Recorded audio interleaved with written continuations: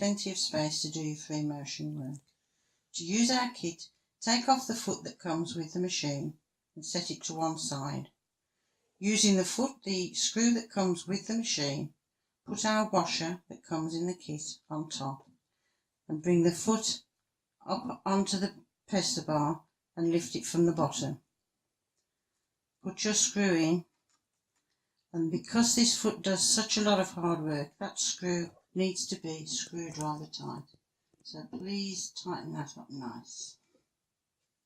Take your top thread and put it through the foot so that you're not stitching over it. I've already put the slip mat on that comes with our kit so that your fabric glides. To set the foot with the ruler, lower the presser foot and bring your needle up as high as it'll come. When you bring your needle up, you'll notice that the foot lifts. That's what gives the foot its name. It's a hopping foot. With the needle at its highest position, introduce your ruler with no fabric underneath and just test it along the side of the foot. It just sits there by the ruler. When you've got your fabric sandwiched, the foot will sit in the channel and it won't jump out of the channel. So lift your foot and introduce your sandwich.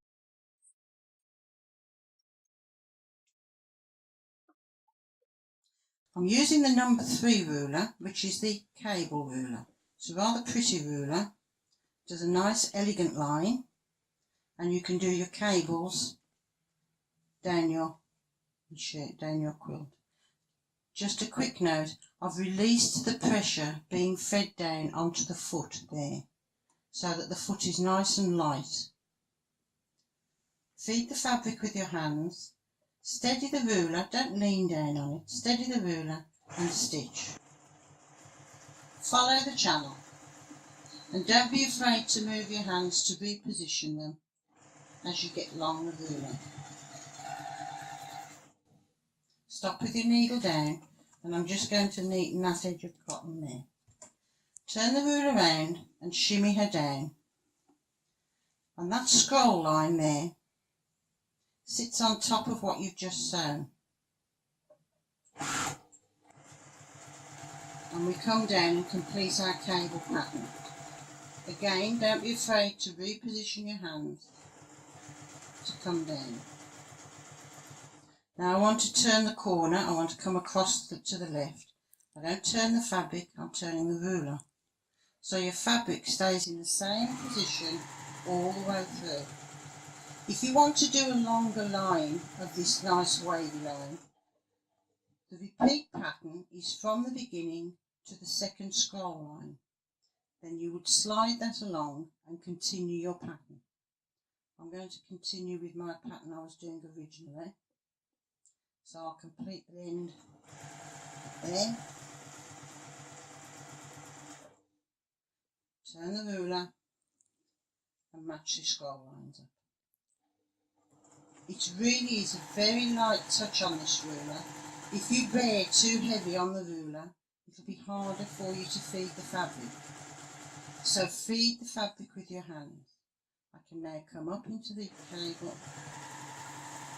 Now I can start to use the ruler to get these beautiful elegant lines. It doesn't matter what part of the ruler you use, how much a part of it you use, or how slim you make it, those lines will be consistently elegant wherever you go. So you can start to come up and change direction and just use parts of the ruler to cover your quilt block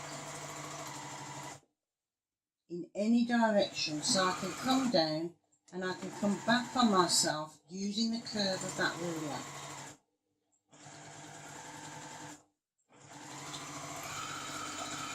So you can see, you can start to build up some really effective curve patterns, and every curve is consistent.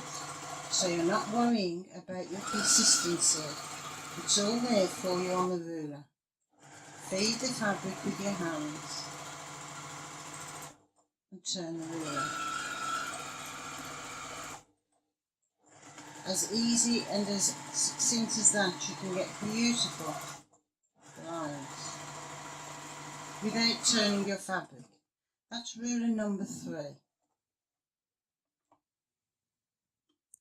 Beautiful, elegant, continuous line without turning your fabric. I'm now going to show you ruler number 5. I'll use a separate sandwich for that so that they get a fair share.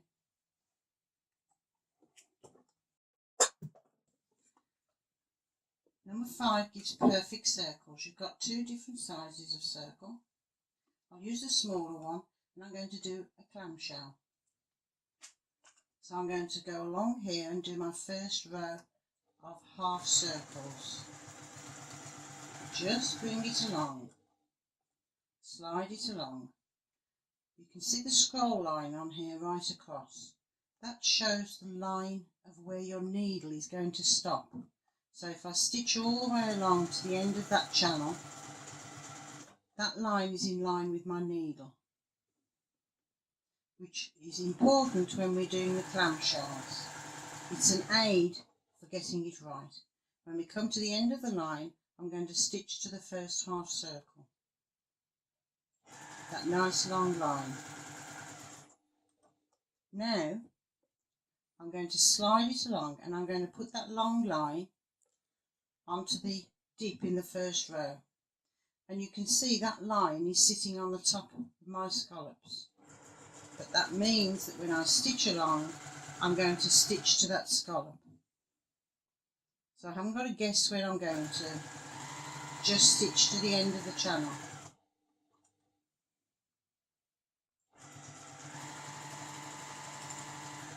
Come to the end of the line and stitch to the first half circle. Slide it along and continue.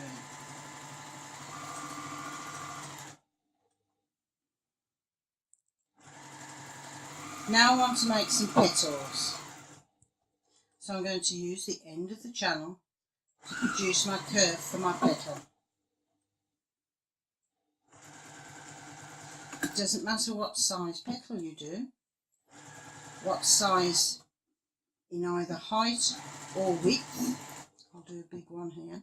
Because you're using the same ruler, the curve is consistent. So now I'm going to echo those, and I'm just sliding it along and putting the edge of the channel onto the sewn line that I've just done. And that will give me my echo. Turn onto the sewn line and stitch. So that gives it a Jacobean style look-alike. A simple pattern that's very effective. Now I can come out of there at a different angle and I can do a scallop edge around a favourite block.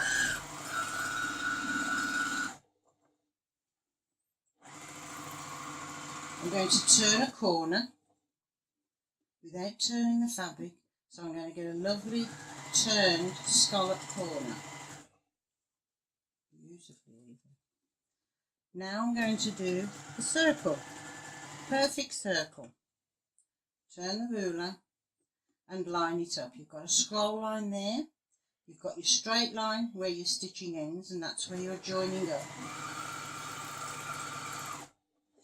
And now I'm going to use that star in the centre and I'm going to put it onto the line that's just been sewn, and that will give me the perfect angle to go round in a circle of circles. Turn, match your lines up and stitch. Put the star onto the last sewn line and you can see you can start to build up lovely circles. Now we can come out of there at a different angle. Doesn't matter what part of the ruler you use, because it's the same ruler, that curve is consistent. So I can come here and stitch around. I can make it a smaller curve So, dinosaurs, pineapple heads, sunrise, sunset. We can make it bigger. We can go right small. So you really can fill every part of that block in any direction that you want to go. You don't, because it's an enclosed ruler, doesn't mean to say that you have to take the ruler off to continue the pattern. You just turn it and that pattern is produced. However small, however wide, large you want to do it.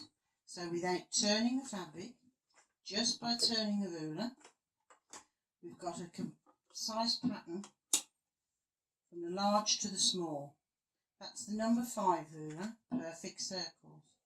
This works on all of this type of machine, the Juki TL98, the Juki 2200, the Brother 1500, the Janome 16000P, and the Pfaff Grand Quilter.